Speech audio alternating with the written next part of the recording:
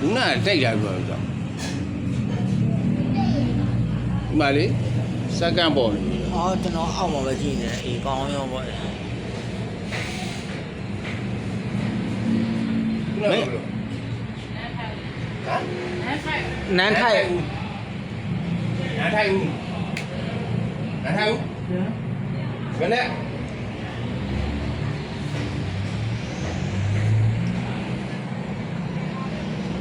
ကြာလောက်ပြန်စီမင်းမနဲ့ထိုင် မင်းမတိုင်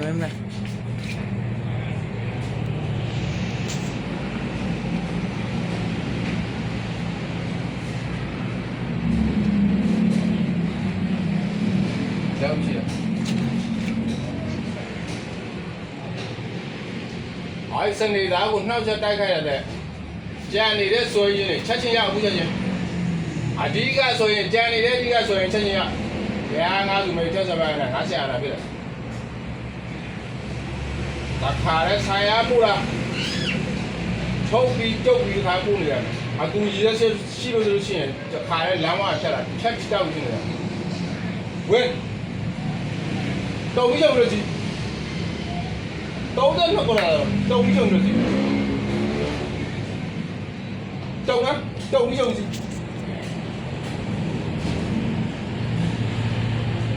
တော့ပြီးရောက်ကြီးအဓိကဆိုရင်ချက်ချင်းရောက်ဆိုင်ရပါရတဲ့ခါတော့ခွင့်တယ်ကြာပါလိမ့်မယ်ဆိုတာပါကြာ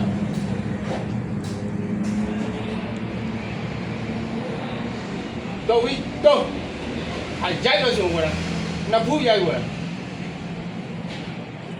ဝဲအဓိကဆိုရင်ဝင်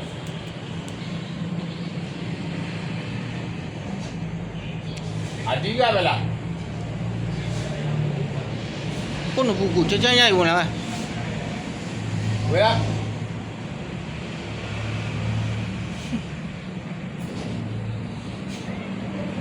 ရောက်ရောက်တဲ့ရောက်ရောက်တဲ့ရောက်ရောက်တဲ့ရောက်ရောက်တဲ့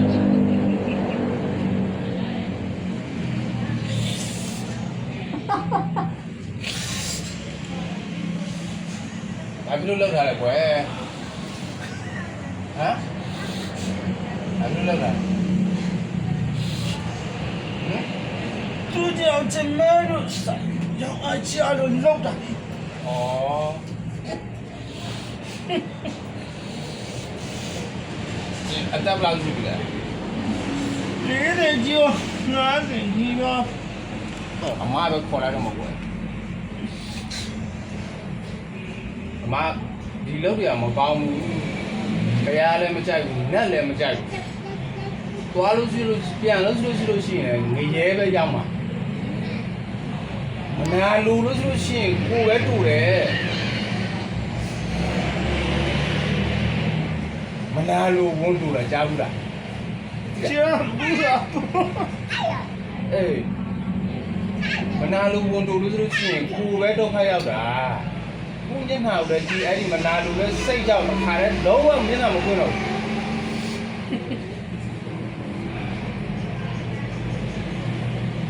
အရင်လူတွေနဲ့ခုနဲ့မတူဘူးလေ ။အော် သူလုံးမပဲကျမတို့ကိုရောအကြည့်နေတော့ကိုသွေးပါမသိမရောတော့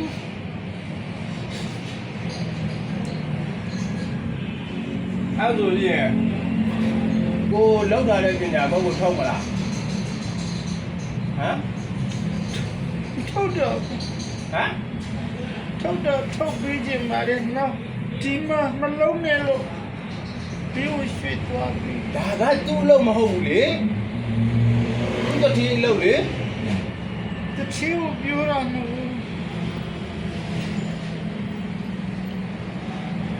သူ့တတိနဲ့ဆိုင်တယ်လေသူ့တတိလောက်ခိုင်းလို့သူလောက်ရတာဒီမှာသူနေတာကရှင်းပြောလို့ရှိရင်တတိခိုင်းလို့သူလောက်တာတတိစီမှာသူကပတ်စံရလို့လောက်တယ် စကားတော့ ကို ကိုလုံး ကြီးကိုအမားတွေစီမှာဆိုလို့ရှိရင်ဥပမာအလုပ်သမားတယောက်ကောင်းတယ်ဆိုလို့ရှိရင်အဲ့ဒီအလုပ်သမားက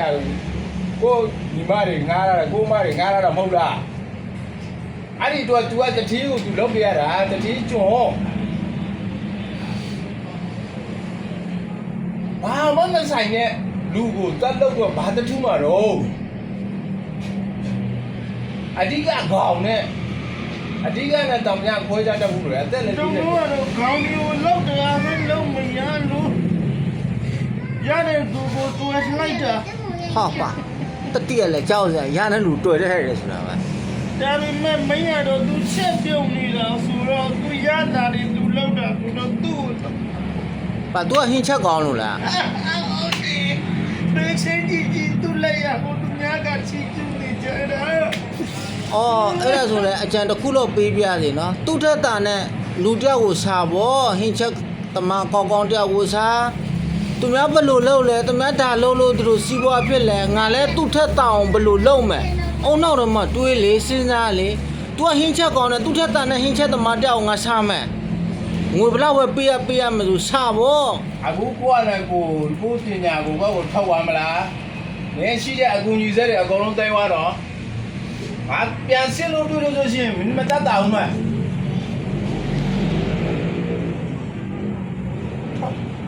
ပါ ဟမ်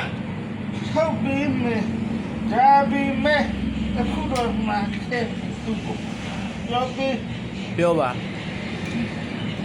အခုတော့ချက်သွားမယ်နောက်ကျမမလို့လည်းပြီးလို့လည်းသူဒီမှာဆက်လို့တယ်တော့မှတော့ခိုင်းလို့မှာပဲ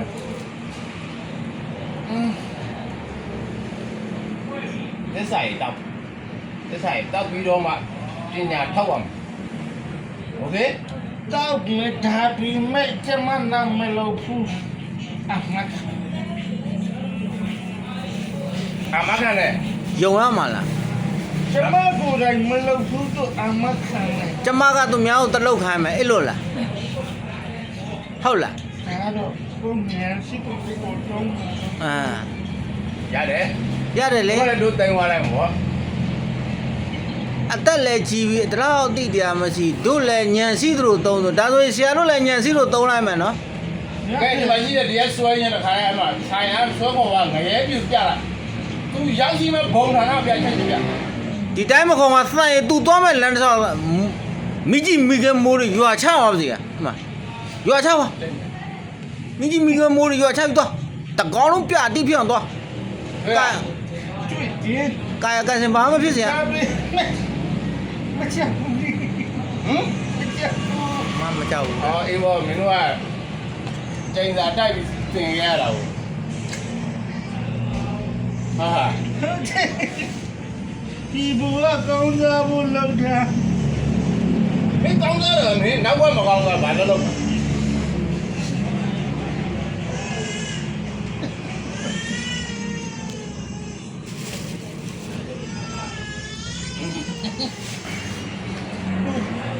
ဟိုကူမနဒီဆိုင်မလို့ဖို့ပဲကမအဲ့ဒါဆိုဘာမှမလုပ်တော့တန်းကိုလည်းပုံနေ ဟုတ်တယ် သူဒီဆိုင်မဒီတထဲရရှိမလို့ရကမခုချက်ချင်းအကုန်ပြောင်းလုပ်ပြီးလိုက် မင်းပြောနေတာထုတ်တယ်ဒါပေမဲ့အကုန်မထုတ်ပါဘူးဆိုရင်တဲ့သဘောလား ထုတ်တယ်အကုန်ထုတ်မှကျမက ဟွန်း ဒါပြီးမဲ့သူမထွက်ရင်နီးနေတော့လောက်တော့ ဒီရလုံးမှာโอเคရပြီ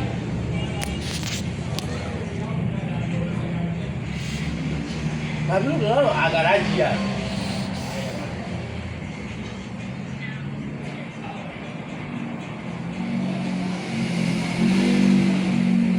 နောက်ဘသူကြံသေးတယ်ဒီမှာလောက်တာသူ့လောက်တာမင်းတရားပါလား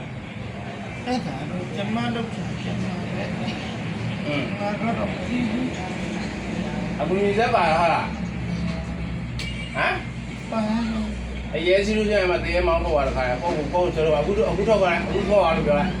အခုထုတ်ပါခိုင်းဒီမှာရှိတဲ့ထားရပိုင်ရခံတော့ဘောထုတ်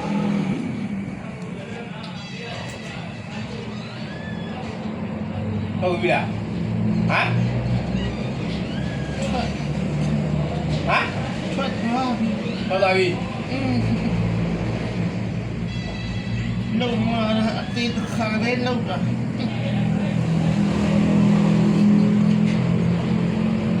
ငါ့ ကိုလိမ့်ဟုတ်ဦးချင်းချင်းတော့ဒီကိုပုံရပါ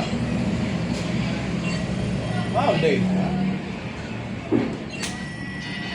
ဟုတ်ဦးချင်းချင်းအမကူညီဆက်ထုတ်အကူညီဆက်ခါထုတ်ပါပေါင်းမထုတ်ပါကူညီဆက်မှများကုန်ထုတ်ဘဝချာရကုတ်ထုတ်လဲချီတော့လဲလိုက်ဘဝချာဆင်းဟုတ်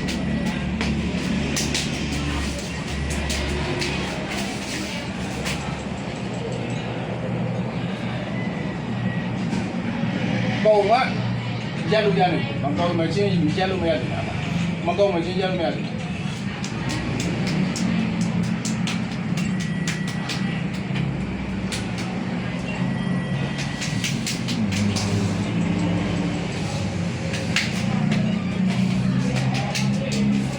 မကုန်းတော့ဒါနဲ့ကြာမှနားနဲ့ထူလားမကုန်းဘူးရက်တယ်ဆိုဒါမှနားနဲ့ထူ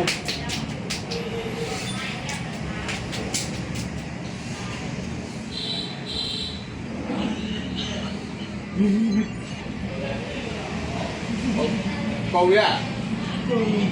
မကုန်းတော့အဲ့မှာဘီလို့ပူတော့လေရေးတယ်ဒီတိုင်းရောအေးနေရပြတဲ့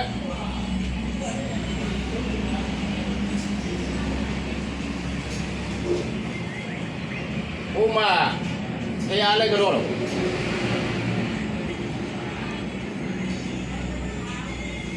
တရားလည်းလောက်တယ်ဒီလောက်တယ်ဒီစားလောက်ရောတိုင်းလည်းနဘာနာတိုင်းမျက်စိလည်းမဟုတ်ဘူးလိုက်စို့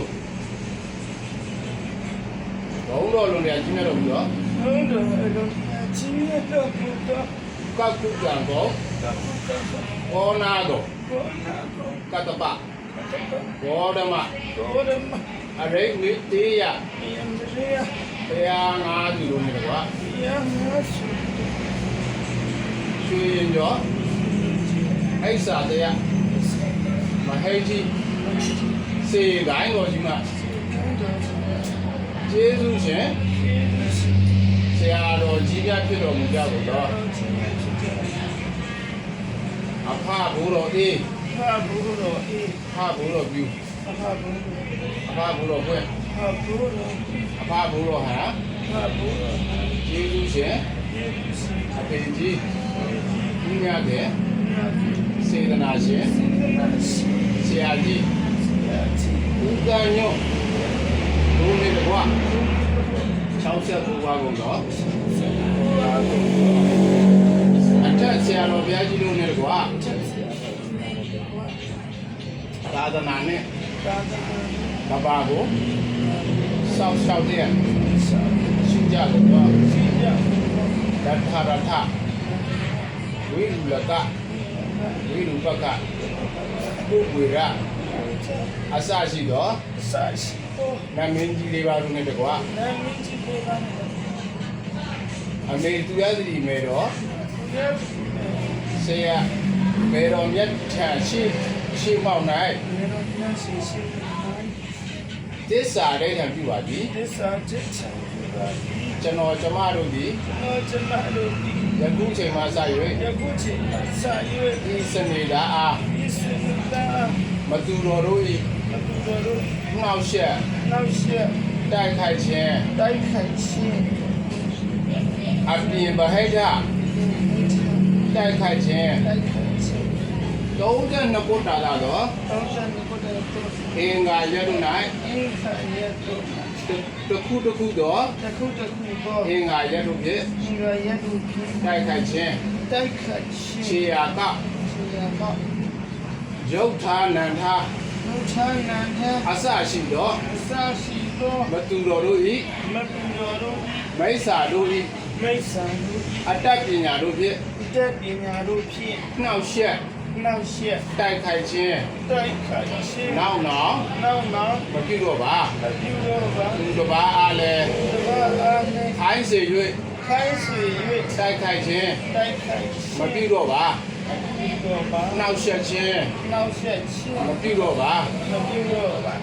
ဤသစ္စာ ဒီသစ္စာ တပါးတပါး ဘာသာဘာ တစ်ချက်တစ်ချက် ချက်ချက် ဖောက်ပြက် ဟုတ်ကဲ့ ကျူးလွန်ခဲ့ရှိတော့ ပြုတော်ဒီနေ့ဒီရှိတော့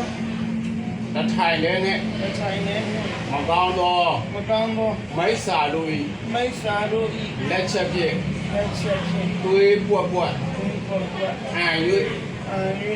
သေဆုံးပြီးတက္ကလာ ဒီဆုံးပြပါလား မဟာဝေစီငရေ၌ မဟာဝီစီငရဲ့နာ မကျွတ်တန်း မကျွတ်တန်း ခံစားရပါစေသာ ခံစားရပါစေပါ ဤသစ္စာ ဒီသစ္စာ ဒီကြည်ခံခဲ့ရရှိတော့ ဒီခံရရှိတော့ စီးပွားရေး စီဝါရေး လောကိုင် လောက အစအစအရာရာတို့သည် စာစာရာရာနှုတ်ဒီ သူတစ်ပါးထက် တပတ်ထက် အောင်မြင်အောင် အောင်မြင်အောင် ဖြစ်ရပါစေသာ ပြရပါစေပါ တောက်ချဆွဲရဲဝင်တော့ဒါလည်းရောက်နေတယ်ဒါကလည်းဟုတ်ကဲ့မမိတ်ကြည့်တောက်ချအကုန်တောက်ချ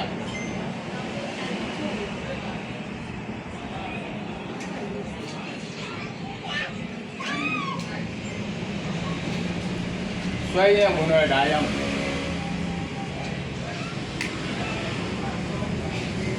ဘလုံးနဲ့ရေထဲပူလာဟမ်ရေထဲအေးလာပူလာရဟတာရှိလားရဟတာရှိတယ်ပူတော့ရတာရှိတယ်ဟုတ်လားဟမ်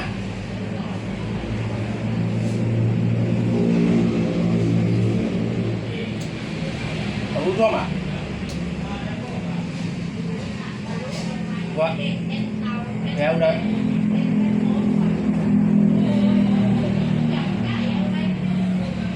ရကတော့ပြီးတော့အဖားဆရာတော်ကြီးတွေဥတိုက်ပြီးတော့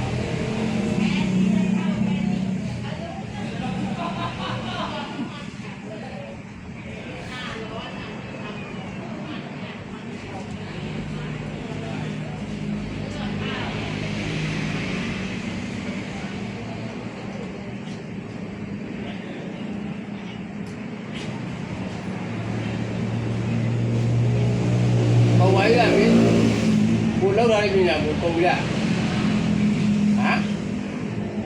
ကောဝိုင်းလား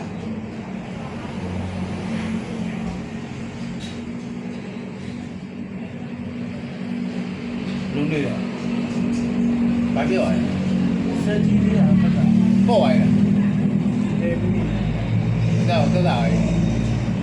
ခြေထောက်ကြီးကြီးတာရှိတယ် လမ်းလေးပဲထားထားတယ် လမ်းလျှောက်ရ ခဏလည်းထားထားတယ်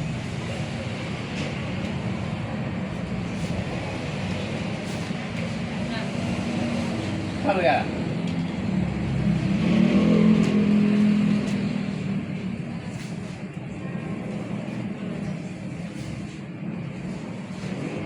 ခြေထောက်ကျန်တယ် ပြန်စစ်လို့ နောက်တစ်ဆုံး ရေဖိုက်ပါ ကြားတယ်ဘာမှမဖြစ်ဘူး ရပါတော့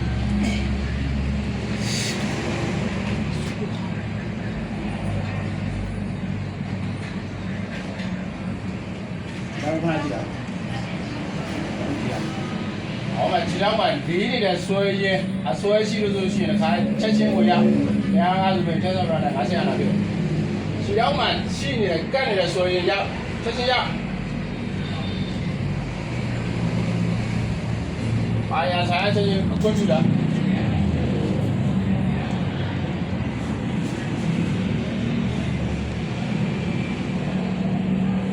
အခုဒီစက်ကွန်တာချက်လား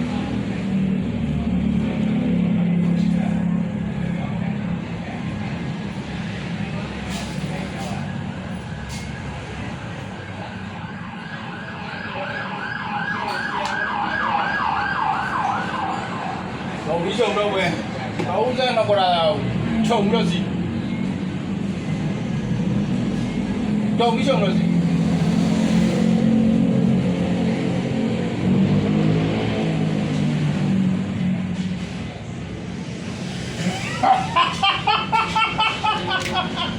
ရောက်တယ်ရောက်တယ်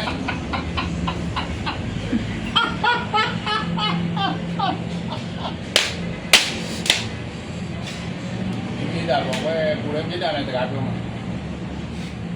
အပြောလို့လားသူကပြောလို့ထားတယ် ငါတော့တဲ့ဒီလိုစိတ်တူလို့လာတော့ ဘာတူလဲဟာဘာတူလာလို့လဲ ငါကတိဒီကိုနေတော့တာလို့ ဩ ရေနာလို့ငါအဖိုက်ချင်ဆွတ် ဘာမှနေရလဲကွာ ဒီနာမ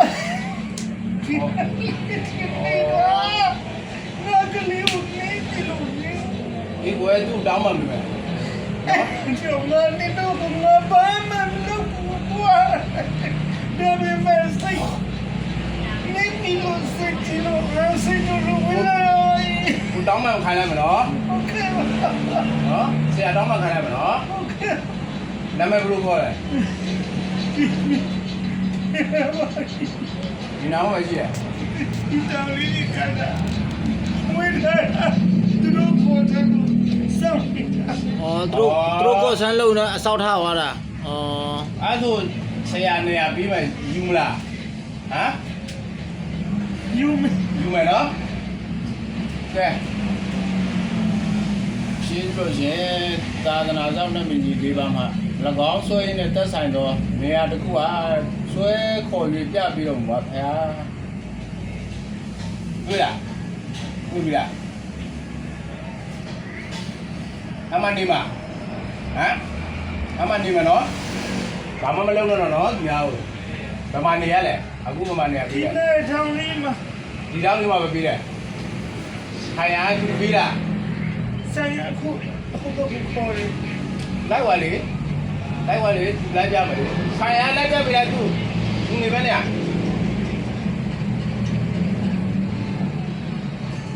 တွေ့လား ချစ်တယ် လုတ်ပြီးချုပ်ပြီးနော်ခုချက်စားပြီကြားလားဘယ်သူလက်အောင်မနေရတော့ဘူးဘွားလည်းကိုနေရမယ်အခုဗမာနေရတယ်အခုပြော တက်ပင်ဂုံဂုံလာနော် အာโอเคအဲ့ဆိုတော့လုံးလုံးလက်နေရတော့ဗောမဟုတ်လား သူကလွိုင်းလိုက်သူကစိတ်ချောနေရကလေးကိုချောင်းမြင်းပြလို့ သူလည်းရှိတယ်ခရီးက တော့ရ 3ရက်တော့ရှိတယ်အခုသူ့ကိုလောက်ထားတဲ့အဓိကဟာရှိလို့ရှိရင်အကာပေါ်လို့ဆွဲထုတ်သွားနော် တော့ချင်လို့လုံးတယ်မဟုတ်ဘူးပြောင်းလို့ ဆရာသစ္စာရေးတိုက်မနော်သစ္စာရေးဆိုမှထုတ်သွားမနော် ချစ်တယ်နော်ရ အခုနေရာကောင်းရပြီခါ သူများအချုံနှောင်းနဲ့လွတ်ပြီးဟုတ် ကျိုးနေ ပြောတယ် ပြောလားခလေးတွေပါခေါ်ပါနော် ဘဒူးပဲခက်ခိုင်ဘာမှမလုပ်နဲ့ကြားလားဒီဘောမှာလည်းဒီလိုဖြစ်တယ်သူများအခိုင်းစီပွားနေလွတ်ကြော့ ငယ်ငယ်ချွတ်ချင်ပြီးဒီကလေးတော့ရောင်းနေ ဖျားတရားလေးလုပ်ကြားလားရှာလို့လို့သူများ အခုဆရာပြောခဲ့ပြီမဲ့ကိုကြီးနာမည်သိလို့ရှိရင်နာမည်ထားခဲ့နောက်မဟုတ်လို့ရှိရင်လည်းဗာနေသားလဲပြောခဲ့သူတို့ကုလို့လုပ်ပြီးတော့အများကြီးပေးတဲ့ခါကျတော့ရှင်ကြီးကိုပေါ်ပြီးတော့အများကြီးပေးမဲ့နောက်မဟုတ်လည်းဆရာအများကြီးဆရာလောက်ထားတဲ့ကုသိုလ်တွေကိုအများကြီးပေးတဲ့ဒါလူပေါ့နော်အမြလူတော်မူပါအမြယူတော်မူပါအမြယူတော်မူပါ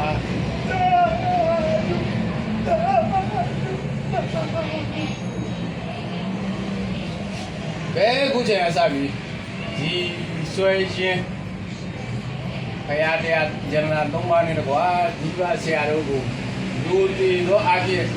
ကောင်းရာဘုံဘဝကိုမြန်တွတ်လည်းနဲ့ရောက်ပါစေတာ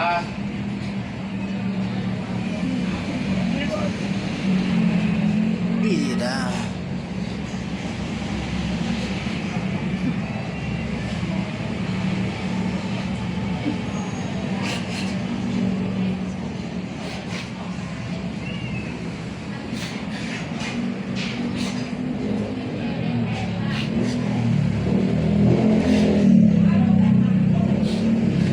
ဘုဘလုံးကြီးဝမ်းသာလား ဒီမှာပြုတ်တယ်နေတယ် မာပြီးပြန်ကျင်တယ်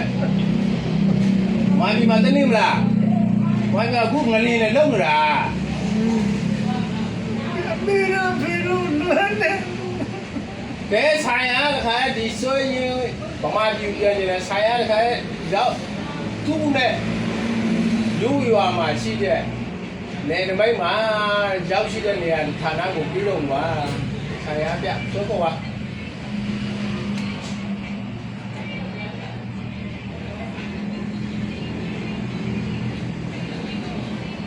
ဖွင့်ပေးလား ကလေးတွေဘာခေါ်ချင်လဲ ကလေးတွေပါခေါ်ပေးပါဆိုင်ရဖွင့်ပြတော့မှာဗျာတဲ့နာမည်ကြီးပါကိုယ်ရနာမည်ကြီးဗျာအဲ့တော့ဖွင့်ပြရဲ့ဒီစွဲရင်ဗာနေတာလေ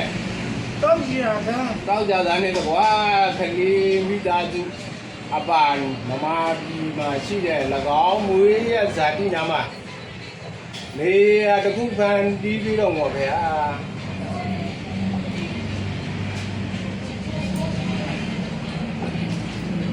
တွေ့လား ရ ရပြီလားရပြီလား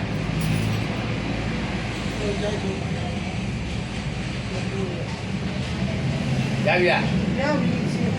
ကျေးဇူးတင်တယ်ဒီဝယ်ဖုံးကြောင်းတော့မှရလာလားလေကွင်းပြင်တာတက်ပင်နေပြီနားမှာ လေခွင်းပြင်တစ်တစ်ဂရင်း အဲ အဲ့ဒါဆိုညီမဒီပဲပြန်တော့ အခုမြန်မာပြည်မဟုတ်လား ဟုတ်တယ်လေညီမဒီပြန်มาလေးဆရာမပြီးဆရာရှိမတီးလို့မပြန်သေး အေးဟုတ်ကဲ့ထောက်ပါတော့ လောက်ရတာထုတ်ပါလောက်ရတာ ထော ထုတ် က် ပါ ပါတော့ကိုကကိုလောက်တော့ကိုထောက်ပါလိုက်တော့ထောက်ပါမှခြေစင်းပြီးထောက်အဲ့ဒီဟိုဘက်ချမ်းခြေစင်းစင်းပြီးထောက်ပါ ခုပါအပေါက်ဝချီစင်ပေါက်ဝချီစင် ထောက်ပါခြေစင်း လေးတဲ့ထုံတော့ဘာမှမရှိရင်မိမွေတိုင်းဖောက်မွေတိုင်းနဲ့ကြောင်လောက်ရပြီလား ဆန်တမြင်ဒီကမျိုးဆန်တမြင်မှမချမ်းဘူးရိုက်တော့ပုတ်တော့ပါတော့ မကောင်းတဲ့ဟာကိုထုတ်ပါကိုလည်း ရှိတယ်ကိုလည်းအင်္ဂါအကုန်လုံးကောင်းတယ်ဗကတိမွေးမွေးတိုင်းဖောက်ရဖြစ်နေကြပါ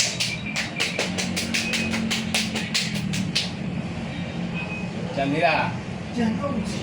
ကျန်တော့လား ကျန်တော့ ငါပြန်စစ်ပြီးတော့ပြန်ခေါ်နေပူနာမနော် ဆရာချင်တော့မလေးမှုဆရာဝင်လို့ဒီလိုချီးနေချီးနေ အေးဟုတ်ပြီအပေါ်ဆရာတော့ဝါကျူးမှာပါကြံသေးတယ်စီချာကြည့်ဝါကျူးခနာကတော့ပါကြံသေးတယ်ညလောက်တိုင်းကြံသေးလား ချီးတယ် ရှိတယ် အဲ့ဒီဆွေရင်တစ်ချက်ခေါ်ခဲ့ပြန်တော့တခေါ်ကသူ့လောက်တာဆွေရင်ခေါ် မ တာ ရဘူး ဘာဖြစ်လို့ကြီးလား ချီးတယ်ဒီတော့တဲ့ကွာဒီ ဆရာတို့ဒီမှာလောက်ဝင်မှာ ဘာလဲသူကပါလဲပညာရှင်းလား ဒီနေ့ရှိကျွန်တော်တို့တော့ခိုင်းနေတာကွာ ဘုနာထုတ်သွားတာအခွာကြီးလားဟုတ်ဘူး နောက်တစ်ယောက်ရှိသေးတယ်ဟာကဲ ယောက်ျားလားမိန်းမလား ဒီမှာပဲ မိန်းမပဲအသက်ကြီးနေပြီလား ချီးနေပြီသူလောက်တာအဒီကသူကောင်းမဲ့ အေးအဲ့ဆိုရပြန်ဘယ်နဲ့ရချစ်ကို